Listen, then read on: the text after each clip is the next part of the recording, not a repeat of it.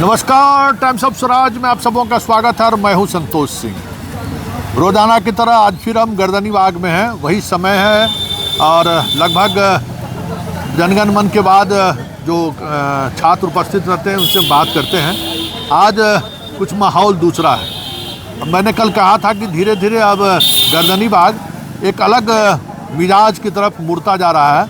अब जो हालात है वो हालात ये हैं कि बीपीएससी से या अन्य जो एजेंसियां हैं, जो परीक्षा लेने वाली एजेंसी है, उन तमाम एजेंसियों को कहीं न कहीं अब उसके जो प्रताड़ित लोग हैं वो अब आमने सामने आने शुरू हो गए।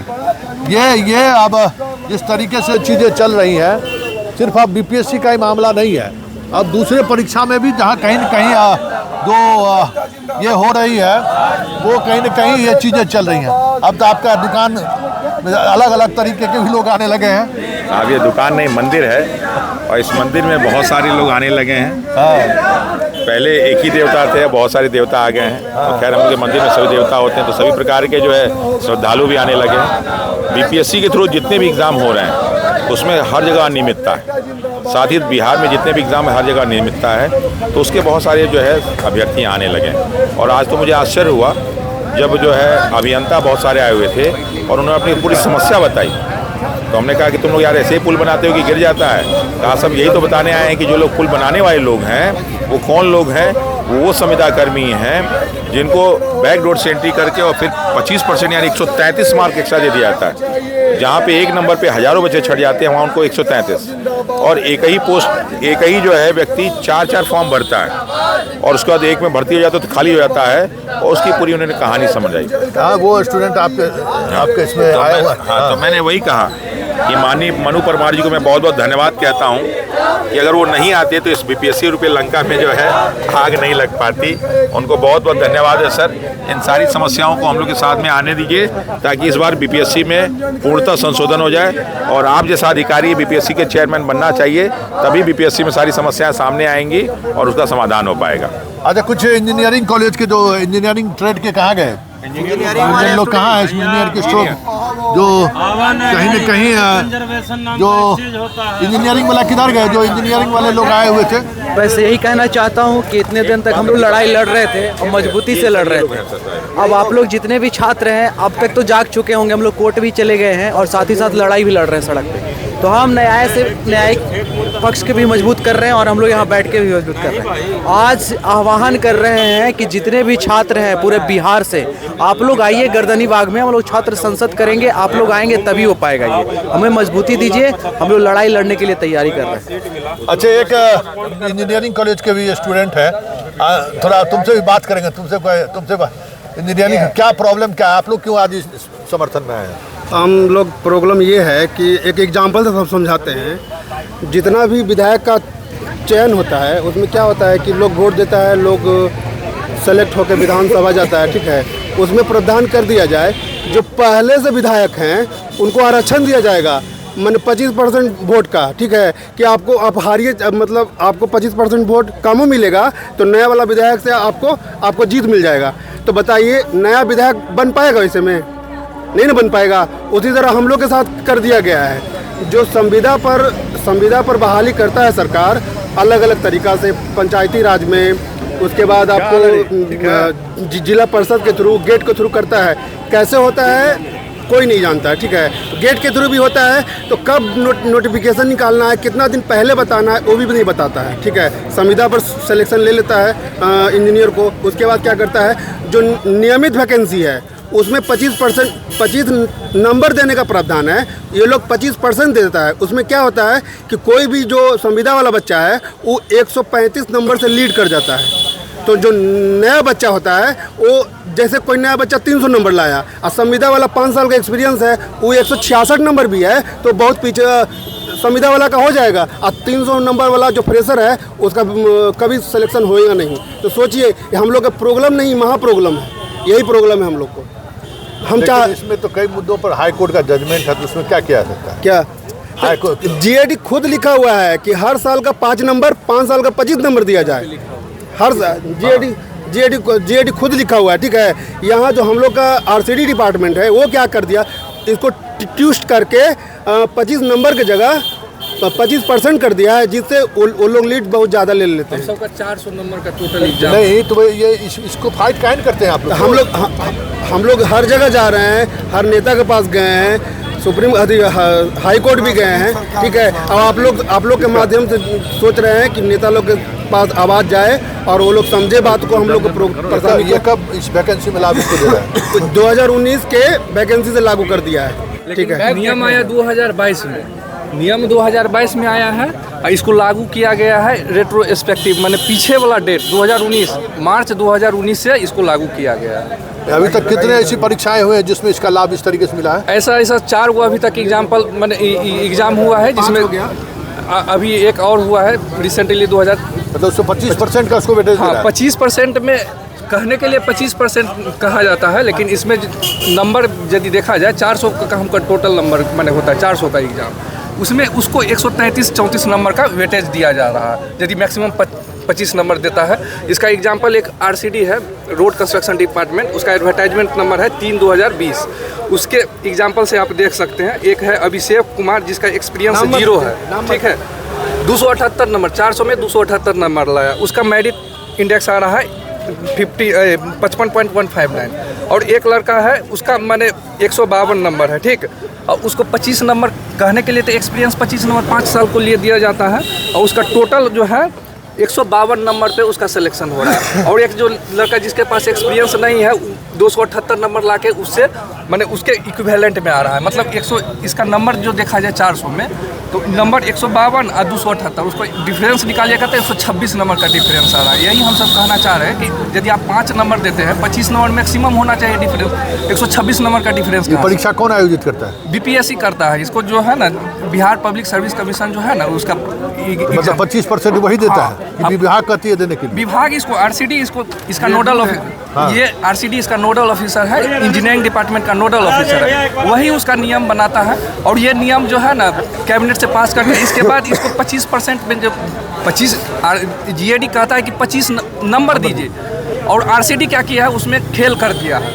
ये जो है ना इसमें खेल कर क्या कर दिया है, उसको कन्वर्ट कर दिया है कि आपको जो नंबर जो उसमें जो उसके चाहते आदमी है उसको उनको लागू करने, उनको लाभ देने के परपेक्स से एस्पेक्ट से उसको 133 नंबर का लाभ दिया जा रहा है। हम सब यहाँ पे मैंने 2 नंबर 4 नंबर से यहाँ स्टूडेंट फेल कर रहा है, अब 133 नंबर किसी को दे दिएगा तो उसके साथ कंपटीशन में रहा ही ना। और ये लेवल परमानेंट जॉब होता है, लेवल 9 का जॉब है, इसमें क्लास इसका क्लास B का जॉब है, और फिर भी इसमें वेटेज दिया जा रहा है।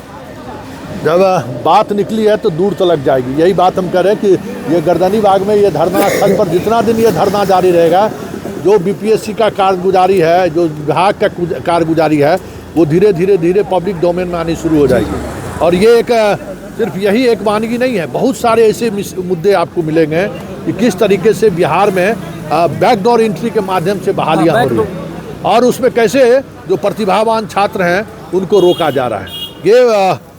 ये एक मॉडल है बिहार में, नौकरी देने का एक मॉडल है कि बैकडोर कैसे एंट्री हो सकता है, उसका एक जीता जाता उदाहरण आज यहाँ आप देख रहे हैं असिस्टेंट इंजीनियर की बहाली में। और ये हर विभाग कहीं न कहीं अपने तरीके से इस तरीके के खेल में शामिल है। हाँ, कुछ आप कह रहे थे? सबसे पहले तो देखा जाए जो ये सरकार है, पिछले 15 साल से जिस तरीके से नीतीश कुमार बिहार को चला रहे हैं, पहला 5 साल तो बहुत अच्छा था, सराहनीय था, सब कुछ जानता है, लेकिन ये पिछले 10 साल से जिस तरीके से इन्होंने। आप कहाँ सोए हुए थे 10 साल से? मैं यहीं पे हूँ सर। आप सवाल तो पूछिए, मैं सोया हुआ हूँ। तो तब मैं पिछले 18 ये नहीं कर रहे हैं यहाँ पे 10 साल से कहाँ सोए हुए थे? पत्रकार साहब आपको मैं नॉलेज में डाल देता हूँ। 2023 में भी मैं लड़ाई लड़ा था, अच्छा। 2024 में भी लड़ाई लड़ा था, 2022 में भी लड़ाई लड़ा था। अब जब लड़ने के लिए आदमी के पास समझ हो गया और जब लड़ना शुरू किया तब हम लोग ऐसा लड़ना शुरू कर दिया ना कि 2025 में इनको गायब कर देंगे हम लोग। आप समझ में लोगों को? हाँ, अब एकदम। अब एक बार जाइए, गर्दनी बाग जो शिक्षा सत्याग्रह से हम लोग शुरू किए थे, हम लोग BPSC के छात्र हैं। BPSC का मतलब अब हो गया है भ्रष्ट पब्लिक सर्विस कमीशन। और जिस तरीके से नोटिस भेज देगा तो उनको बोलिए कि भेज देंगे, उसके बाद हमारे नोटिस का जवाब देंगे। हमारे नोटिस का वो कोर्ट में जवाब देना होगा, और कोर्ट में जब जवाब देंगे तो एक बार जानिए कई एक मुख्यमंत्रियों का पैंट भी खुल जाएगा, कई एक जो ब्यूरोक्रेट्स है उनका पैंट खुल जाएगा, और कई एक जो शिक्षक माफिया है उनका भी पैंट खुल जाएगा। तो कोर्ट में नंगा करने का हम लोग तैयारी जो है शुरू कर चुके हैं। भ्रष्ट पब्लिक सर्विस कमीशन जिस तरीके से हमारे सभी भाइयों को बहनों को यहाँ पे 18 दिसंबर से ही आवाज़ मुंह से नहीं निकल रहा है, आप लोग को भी यही नहीं समझ में आ रहा है। इतना एडमिटेड हुए हैं, बोका बनाते हैं लोगों को, गवाह है सब बचा।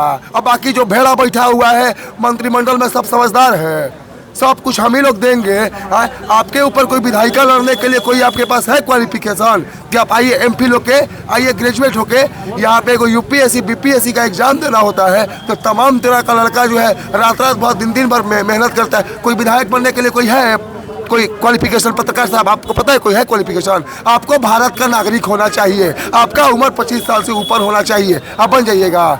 खाली बोका बन के जात पात में बांटा है, नाटक करता है, गांजा पी के मस्त रहता है। हम लोग को नहीं पता है कि कौन सरकार है, वो निकम्मा सरकार है, भ्रष्ट सरकार है। अभी तक छात्रों का बात नहीं समझा है, सबको जात पात में बांटा है। यहाँ पे सब छात्र बैठा हुआ है, किसका जात क्या है किसको पता है?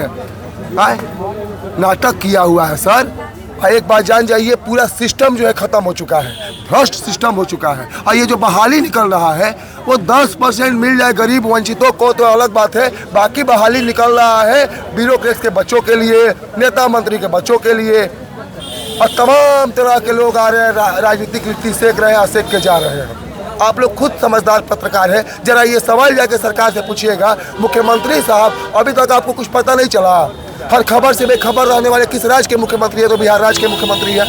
ये सब तो क्वेश्चन अब आएगा आने वाले समय में। और नीतीश कुमार का अब एक समय जो है पापों का घड़ा जो है भर चुका है, कभी एन्ने पलटी कभी ओन्ने पलटी मारने वाला ही सरकार है सर।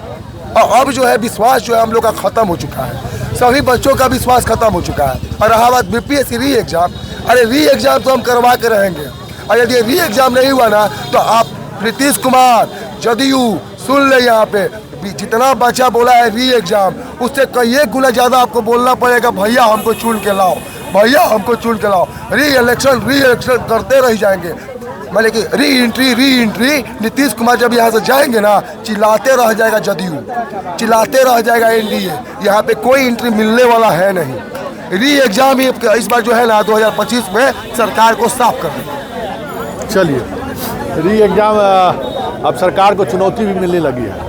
स्वाभाविक तौर पर ये हम बार बार इसलिए करते हैं कि अगर गर्दनी बाग अपने जगह पे आंदोलन को उसी तरीके से अगर डटा रह गया, फिर कई तरह की चीज़ें सामने आएंगी। और उसके बाद जो बातें हम कह रहे हैं कि अब ये लड़ाई सिर्फ धरना स्थल पर मौजूद लोगों का ही नहीं है, अब अलग अलग तरीके से भी लोग कहीं न कहीं आ रहे हैं। ये आप हमको ये बताइए कि आंदोलन का स्वरूप धीरे धीरे ऐसे लोग भी अब शामिल हो रहे हैं जो अलग अलग प्लेटफॉर्म पर हैं, लेकिन गर्दनी बाग के आंदोलन को अलग अलग तरीके से समर्थन भी दे रहे हैं। मैं सर इसको एक ही तौर पे इंक्लूड करना चाहूँगा। जैसे सरदार वल्लभ भाई पटेल जी यूनाइट होकर के पूरे विश्व के लिए मिसाल बने हैं, वैसे ही हमको उम्मीद है कि हमारे जो बीपीएससी के स्टूडेंट हैं या जो भी जनता लोग हैं, सरदार वल्लभ भाई ये कॉन्सेप्टों पे आए और यूनाइट होकर के काम करें। तो वो दिन दूर नहीं है जब ये जो सत्याग्रह है एक अच्छा मुकाम पे चला जाएगा। दूसरी बात रही सर ये कि हमको लग रहा है नीतीश कुमार को जो है ना, लोग जो कन्वेंस कर रहे हैं उनको अपनी भाषा में नहीं कर रहे हैं। अगर नीतीश कुमार को अपनी भाषा में कन्वेंस कर देंगे तो ये एग्ज़ाम सर री एग्ज़ाम जो है तुरंत नीतीश कुमार करवा देंगे। भाषा उनका क्या है? उनका भाषा यही है सर कि अरे यार छोड़ो यार, फिर दोबारा हो जाएगा, लड़का लोग क्या मांग रहा है, एग्ज़ाम ही तो मांग रहा है, तुरंत करा देंगे सर। उनके मिनटों का काम है। हमको लग रहा है कम्युनिकेशन जो उनके पास जो भी लोग भेज रहे हैं वो क्लियरली नहीं भेज रहे हैं। यही कहना चाहेंगे कि सरदार वल्लभ भाई पटेल जी को चलिए, अभी भी प्रॉब्लम कम्युनिकेशन का है। मुख्यमंत्री पर भरोसा है लेकिन कम्युनिकेशन का प्रॉब्लम है। तो जो भी मुख्यमंत्री के पास जाने आने वाले लोग हैं, ज़रा ये संवाद जरूर पहुंचाइए, क्योंकि गर्दनी बाग में जो अब आंदोलन का स्वरूप बदल रहा है, आने वाले समय में सरकार के लिए मुश्किलें खड़ी हो जाए तो कोई बड़ी बात नहीं होगी। चलिए, इस कार्यक्रम को यहीं खत्म करते हैं, फिर हमारी कल आपको मुलाकात होगी। इजाज़त दीजिए, नमस्कार।